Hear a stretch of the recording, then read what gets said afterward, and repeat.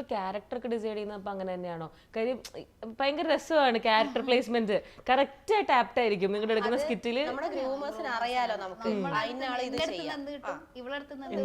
അറിയാം, അതിനനുസരിച്ച് അവർ തന്നെയാണ് ക്യാരക്ടറൊക്കെ കൊണ്ടുപോകുന്നത്. ഓക്കെ, ഏറ്റവും കൂടുതൽ അപ്രിസിയേഷൻ കിട്ടിയ സ്കിറ്റ് ഏതാ?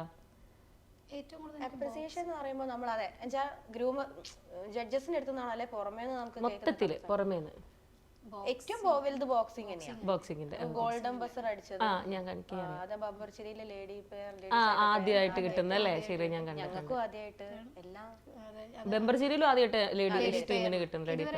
ഇത് വിഷ്ണുഗോപാൽ, പിന്നെ അതൊരു വേറെ ആർക്കും കിട്ടിയിട്ടില്ല. വിഷ്ണുഗോപാൽ എന്ന് പറഞ്ഞ വിഷ്ണുട്ടാണ് ഞങ്ങൾക്ക് ആ സ്ക്രിപ്റ്റ് സെറ്റ് ആക്കി തരുന്നത്. അതായിരുന്നു ഞങ്ങളെ ഒരു വഴിത്തിരിവ്. അത് സത്യം പറഞ്ഞാൽ ഞങ്ങളെ ആ ഒരു ബമ്പർച്ചിരിയിലെ ഒരു വഴിത്തിരിവ് അതായിരുന്നു. കാരണം ഞങ്ങളെ കൂടുതൽ ശ്രദ്ധിക്കാൻ തുടങ്ങിയത് അതിനുശേഷമാണ്. പക്ഷെ നമ്മളെ മൂന്നാമത്തെ സ്കിറ്റ് അല്ലേ, ഞങ്ങൾ ഒരുമിച്ചിട്ടുള്ള മൂന്നാമത്തെ സ്കിറ്റ് അത് തന്നെ അത്രയും ലെവലെത്തി. ഓ, ഭയങ്കര. ഇന്നലെയും ഒരു ടീം കാണുമ്പോൾ ആളുകൾ പറയുന്ന സ്കിറ്റുകളിൽ ഒന്നാതാണ്. അതിന്റെ കാര്യമാണ് പറയുന്നത്.